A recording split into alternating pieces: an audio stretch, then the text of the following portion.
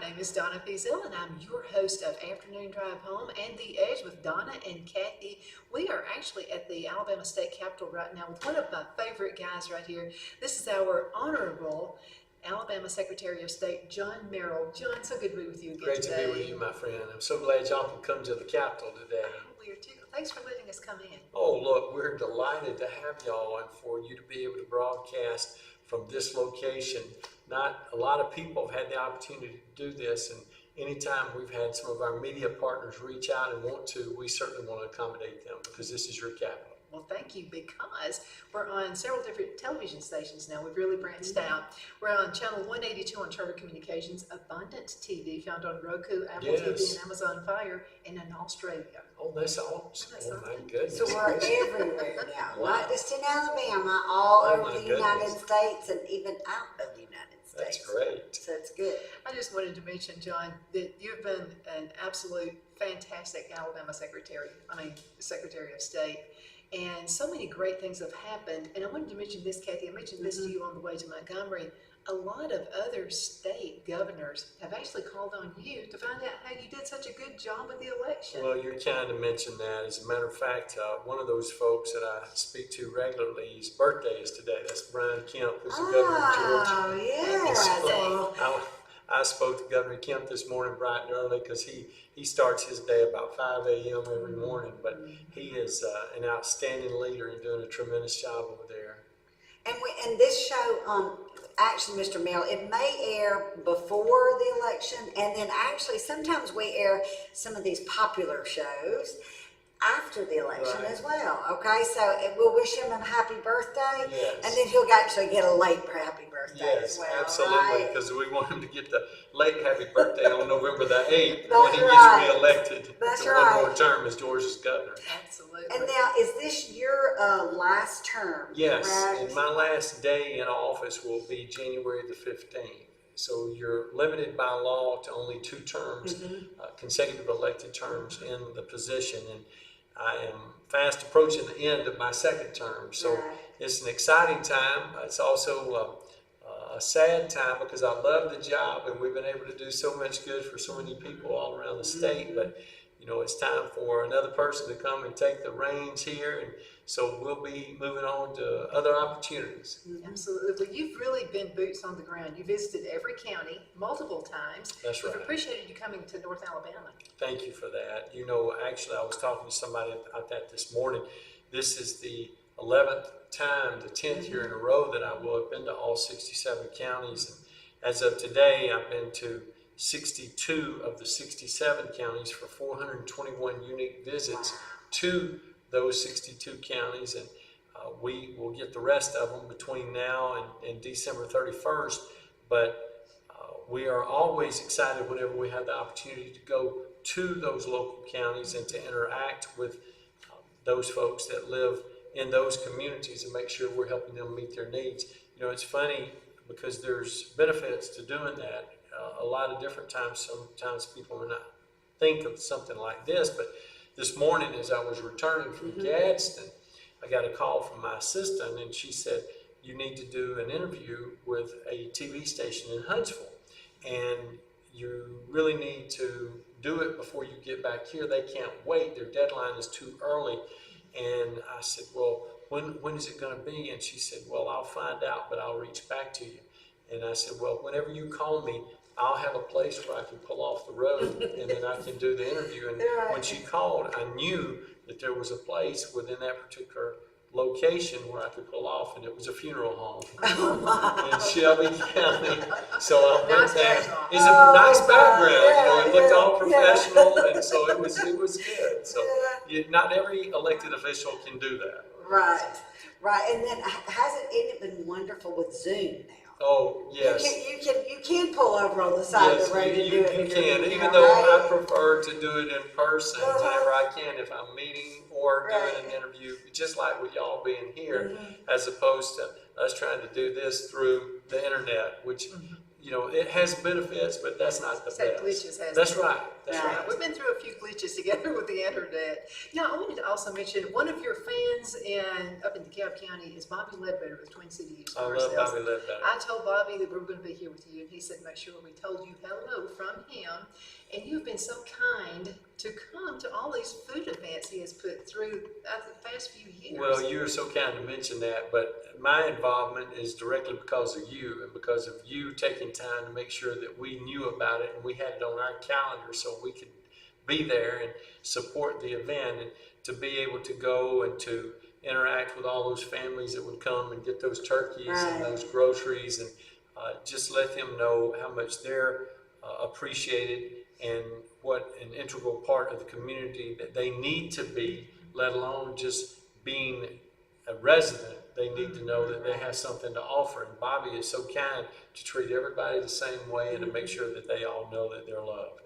Absolutely. You know, you and I could be Walmart greeters because we seem to be the greeters. That's right. At every one of those That's right. events. You're the greeter. I just interact with them and talk to them about our work in our office and the things we're So that'll be doing. our next Donna meeting. goes to every car and she welcomes them. She tells them what they're doing, where they need to go. And John will go, She's "Hurry up." running the show, so it's good. Okay, so I have to ask a question, Mr. Merrill.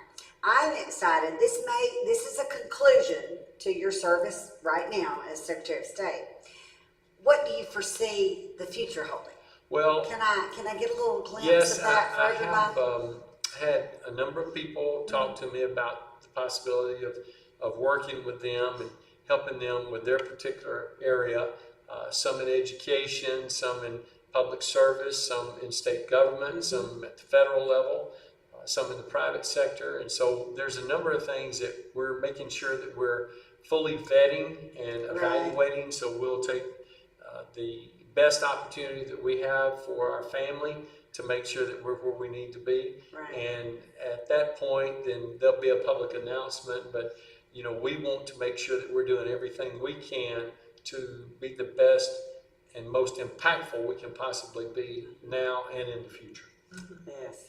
And our state has just been, oh my, I mean, I'm just proud to be an Alabama citizen. Well, you know, we live in the best state Yes. in the union, and a lot of people, they don't believe that, but if they ever spend any time here, they would know. Oh, they would. Yes. We don't have people that come here and then leave.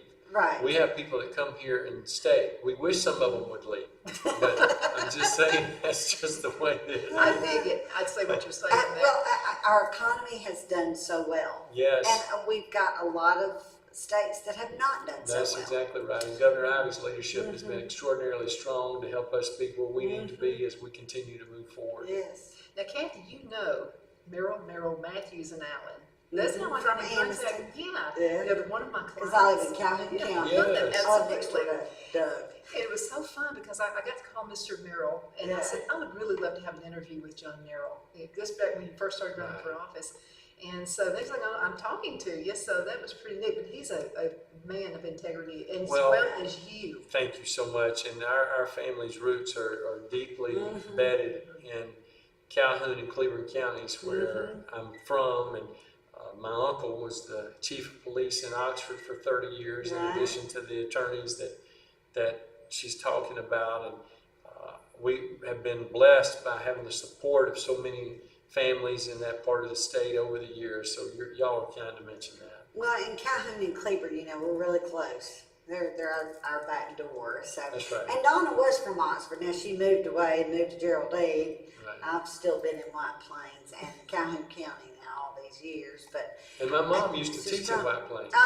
Yes, Yes, she was a teacher there when she first got started, and then she went to Ranburne, and then she went to Heflin, and she was there for 28 years, so 30 years total in public education. right. My daughter knew about her actually because she's a teacher. She's a fax teacher at White Plains. That's great. Yes, sir.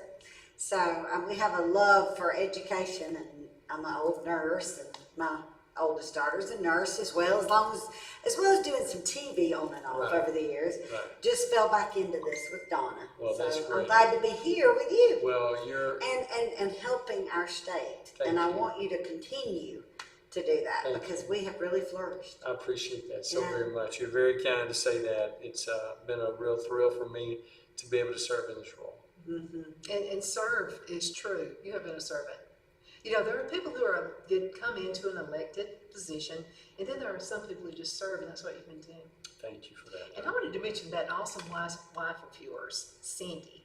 That is definitely, I love her. She's been to several events with us as well. She has, and today she was working up in Winston County in Lynn, Alabama, at Lynn Elementary School, and she was at Double Springs earlier in the week, and her job as a retired educator now has her working in the Department of Early Childhood Education. So she's still trying to help those She's young got the heart families for and those that. young children that are trying to improve their educational foundation and their overall quality of life. Well, I know she had to be elated with the study that we are like on top when it came to the test scores That's right. through the COVID That's right. situation. That's right. Is that right? That's right, and that's very, very positive for our state. We always want to build on that foundation because the future of our state relies on how strong the educational system is and what we're able to do for our young people. That's right. Absolutely. The We're in roots. farming country too. Our farmers love you as well. Thank you for that. Yeah. Thank you. We've had a lot of support from the Farmers Federation and the people who are farmers that are not necessarily active members of the Farmers Federation, but I think that's because I grew up in a farming community, not on the farm. I spent a lot of time on the farm where my mama and papa lived, but now we have the farm, and it's a real treasure for us and our family. Right, because the Alabama Farmers Federation is a big backbone of our state. That is exactly right. Yes, and I mean, if you don't know how to actually become a member, anybody can become a member of the Farmers Federation. That's right. You can go to your local alpha office That's right. and join. It's that easy. Yeah, and we encourage people to do that because Yes. they have a strong voice for conservative government in our state, and they always make their position well known. And we want people to support that position Right. because That's that right. position is for moving Alabama forward always. Yes. Is there anything that you would like to share with us about maybe a specific experience that happened in your time of service that stands out? Well, I think Coming to Fort Payne, Alabama. that's probably one of the biggest things that has happened that really changed the future of our state was back in our first term when we were able to change our laws to have the SEC primary. So Alabama would move up in the selection sequence for Democrat and Republican nominees for the presidency. And that change actually brought more than a dozen Republicans and Democrats to our state campaigning for the presidency. And that was the most ever in the history of our state. So to have been a part of that and to have made that happen really means a great deal to me personally. It meant a lot to our people. And we want our people to have their voice heard when it comes to that selection process. So as an event or an activity, that was probably key for us in remembering that. As far as accomplishments are concerned, the fact that we've broken every record in the history of the state for voter participation, election after election. That's right. And Tuesday, November the 8th will be the 46th election that we've administered since I've been in this role. But breaking records for voter registration as of today with 2,170,381 new voters in the state and a state record 3,689,325 registered voters in the state of Alabama is phenomenal. Well, it's been about voter wonderful. education as well. And I know you've put quite a few things out there for all of the citizens. Absolutely. We have worked really hard to make sure that people know that we want them to participate and we want them to have their voice heard. And it definitely is. And you also have a magazine you hand out, which That's is right. very helpful. Let's That's talk right. about that for a few Yes, our annual report is something that we produce to remind people of the accomplishments that we produced in the previous year and to make sure that they know what this office is all about. One of the things that we discovered after I became Alabama's 53rd secretary, which was 7 years and 9 months and 15 days ago was that there weren't In a 20 seconds. whole lot of people that really understood what this position was about or what Right. it did, even though it's the oldest office in the history of the state. So we worked really hard to educate people, and that's part of what we did in our visits to each county when I would be speaking to Rotary clubs or Civitan clubs or Lions clubs or even JCs or all of those different groups to make sure that they understood why this office is important and what it means to business in Alabama as well as in elections. Right. And also during the census, when that was being taken, you were really active in that as well. We were, because it's so important to our state to preserve the number of elected officials that we have at the congressional level so we can get the benefit that we need, having those people there, receiving that federal funding for education, for roads and bridges, infrastructure improvements, to make sure that Alabama continues to move forward in all of those areas. And that's why it's so important for you young people to go register to vote, correct? Absolutely. Because that's a counting head, just like the census is, That's right. correct? That's right. And if they are within 6 months of an election, they can register early and not have to go on their birthday.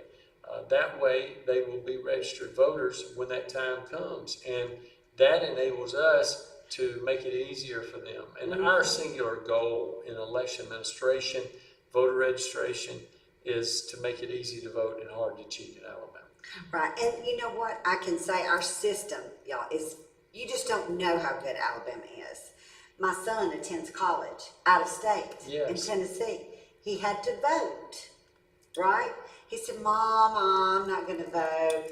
No, you're gonna vote. Right. So he actually did exactly what he said. It was like that, he said. It was so simple, That's great. so easy. He felt secure.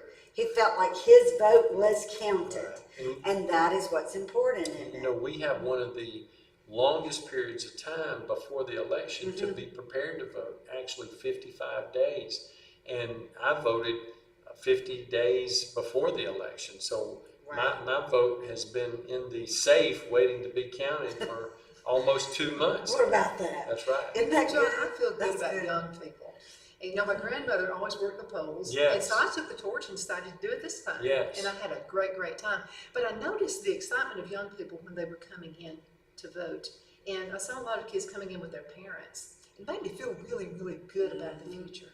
That's very important. And one of the things that we've done since I've been the secretary is to pass legislation that has enabled young people who are 16 or 17 to be able to work the polls and to be able to do everything that a seasoned poll worker can do except for handle the ballot. So that has been very well received. I actually spoke to Judge Hassel today in Etowah County when I was visiting him there in Gadsden, and he told me he had to turn some young people away. So that means that he has more than 60 young people that are already scheduled to work the election. Wonderful. That's here on great Monday. news. That's great because, some days you think, oh, I'm really worried about our young people. What is society coming to? Work at the And polls, it's you those feel that way. things, those small things, like you right. starting that can involve the children. And guess what? Then it involves the parents. That's right. And then the future generations. And then they get involved, and maybe they'll be a politician That's right. down the road. That's right. Because what you people out there don't realize is even though you're a great politician, he's also a special, just a person, a husband, a dad, a real person. And that's what a lot of people, they think, oh, I'm scared to talk to them. They're real, That's aren't we? exactly right. You're real. That's right. And You know? so there should not ever be any kind of intimidation factor. And if they ever met me, they wouldn't be intimidated. Well, I mean, we just today is the first day I have Right. met you Right. personally, and I just feel at home. thank you. And that's the way we want our children to feel. People that come into our homes, Donna's home, they'll come to her farm, Right. Let's talk automation. Because, elections have really changed since my Yes. grandmother actually Yes. worked the polls. She said they could not go home. Everything had to be done by hand. And there would be like past midnight some days Right. before they would get home. So let's talk about that. Well, we're very fortunate to have the best equipment that's available in election administration. And We do not have any systems connected to the internet, so people can rest easy about that. All of our machines have been constructed since I've been the secretary, and they were all custom built without modems, so you can't transfer data electronically. Wow. But it starts with a check-in procedure when you go in and you show your ID and they scan it and then they check you in. We know you're who you say you are, and you would be locked out of other equipment, so you can't go somewhere else and attempt to vote in person. And then after you vote, then you get ready to turn your ballot into the tabulator, or the voting machine as people would call it.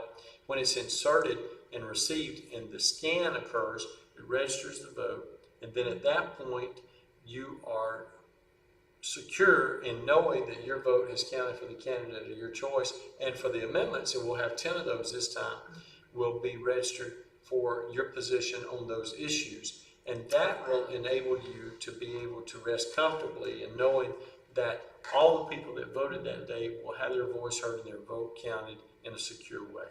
Let's talk amendments, the most confusing thing on the ballot. How can we get some good information about what they're about?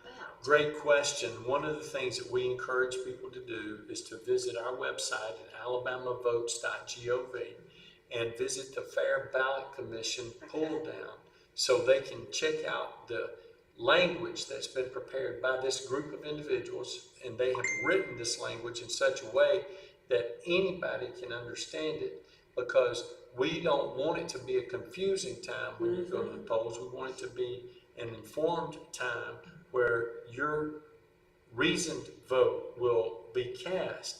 And this process with the Fair Ballot Commission has a brief paragraph that's written on each one of the amendments, so you know that this is what it actually means and what it will mean if it passes. And that's been very successful. That legislation has passed since we've been in this position, and that enables people to be ready to process the information and cast their vote on that issue in an informed way. You know, more and more people are getting out there and they would like to be part of a solution. So let's talk with folks who are thinking about running next time around. What do Sure. they need to do to prepare to run for office? Well, the main thing that people need to do when they're getting ready to run for office is to make sure that they're informed about the things that are going on in their community. And the only way to do that is by being involved in your community. And if they make that commitment, then they will be recognized as a natural candidate for public office. Then they need to assemble their friends and come up with a plan about how they would like to move forward in a campaign for city council, for county commission, for the school board, for the legislature, for Congress, for a statewide office. And when they do those things and they're fully prepared, they'll be better prepared to be successful. And you've always listened to the heart of the people. And I've noticed when you come to the Cattle Stampede Steakhouse is where you've spoken a lot in Fort Payne, Alabama. But I've noticed you when you're up there on the stage, people are asking questions, you look them in the eye, and right, the eyes always meet. And that's important, right? Well, I try to make sure that people know that when they have questions, we want them answered to their satisfaction. That's whether they send an email here, they have a telephone call here, whether I'm interacting with them face to face, because we want them to feel as though they've got a direct contact to their secretary and their secretary's team.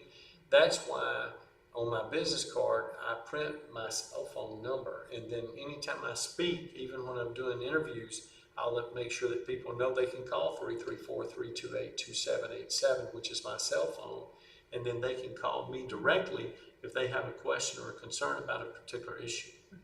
We're ready to close, and I wanted to talk to you just for a little bit over 5 minutes left in this segment.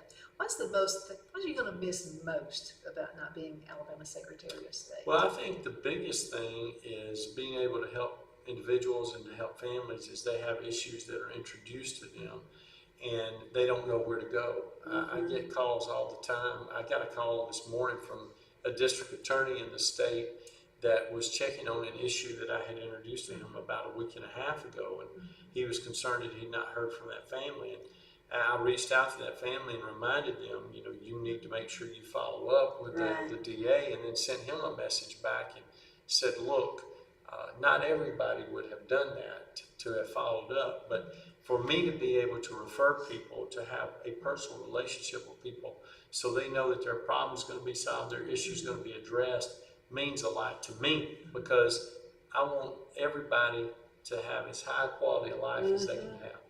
Yeah, and it's important that you care. They know you're for real. I believe that, You know? yes ma'am. Yeah, yeah. it's good. Okay, a couple minutes left, so let's talk with the folks about voting this coming. You must, okay? Or we're gonna go to your house, we're gonna eat all of your food. So why is it so important? Well, to get of out course, there? the date to register to vote has passed. Right, And right. you cannot modify your record now, but you should be informed about where your polling place is. So visit our website at alabamavotes.gov, download the mobile app at Vote for Alabama, see where you're supposed to vote, what the races are that are going to be on your ballot, and then go to the polls prepared with your photo ID.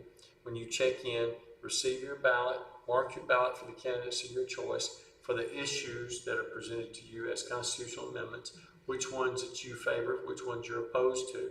Submit that ballot by turning it in to the tabulator and then letting it count for the candidates of your choice and the issues that are important to you. And then you will have done your civic duty. And it's real easy to find where you're supposed to vote when you visit those sites. All 1,980 polling sites will be welcoming you on election day. Yeah. Absolutely. 1 minute left. What do you want to tell everybody in the state of Alabama and everywhere else before we leave? Well, I just want to thank you for the privilege that I've had to be able to serve the people of Alabama, and to thank these two fine ladies for coming to Montgomery today to keep you informed about issues that are so very important to you, and to let you know what we're doing here so you can be better informed about your state capital. Absolutely. John, thank you so much. Thank you, Donna. It's always Thank you so Good to see much. you. It was nice Thank you. meeting My you. pleasure. Yes, sir. Thank you. Yes, sir. You stay tuned. We'll be back next with another awesome guest.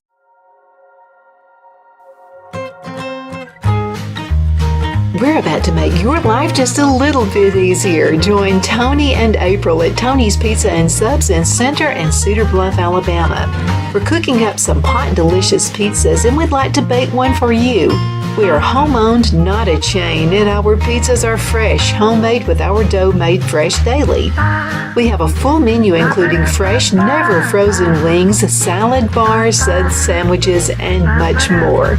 In Center, we have a private dining area for birthday parties, club meetings, and other events. We'll be waiting for you at 1820 East Bypass and Center, and in Cedar Bluff, 3812 Alabama Highway 9. For your convenience, you can call in your order at our Center location, 256-92 Pizza, or Cedar Bluff, 256-557-8651.